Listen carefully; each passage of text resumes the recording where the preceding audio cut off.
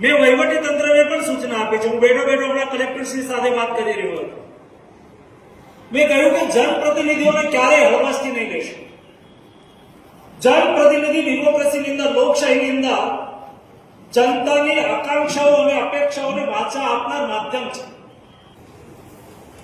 એક માણસ, મજૂરી કરતો માણસ કોઈ તાલુકા મથક ઉપર જાય, જિલ્લા મથક ઉપર જાય, નાનું મોટું કામ લઈને જાય, આપણે સરકારી વ્યવસ્થાને પણ દુરસ્ત કરવી જોઈશે. આપણી પાસે કોઈ કાગળ આવ્યો હોય તો હું ઘણી વખત મારું ભારત સરકારમાં મંત્રી હોતે 10 વર્ષ થયા, 2.5 વર્ષ હું ગુજરાત સરકારમાં રહ્યો. મારો અનુભવ છે. ક્યારેક આપણે નીચે વહીવટી તંત્રને કહેતા હોય ભાઈ આવો કાગળ આવ્યો છે, મને રજૂઆત છે, તો કે હા સાહેબ હજી પરમ દિવસે જ આવ્યો છે ને. પરમ દિવસ કાગળ આવ્યો હોય, એક ટેબલ પર પડ્યો હોય, એક ટેબલથી બીજે ટેબલ ઉપર એ કાગળ હાલે, પછી ત્રીજા ટેબલ ઉપર એ કાગળ હાલે, એટલે એ મેન અધિકારી સુધી આવતા 10-15 દિવસ થઈ જાય.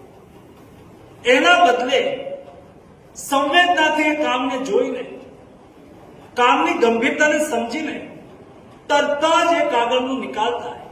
નરેન્દ્ર મોદી અને ભારતીય જનતા પાર્ટીની સરકારની અપેક્ષા છે. જનપ્રતિનિધિઓ ઝૂકે જનતાની વચ્ચે અને વહીવટી તંત્ર ટાઈટ ચાલે, એ આ શાસનની અંદર સંભવ નથી ને હું હોતે હોય તો નથી જ. આ સંવેદનાથી કામ થાય એવી મારી અપેક્ષા છે.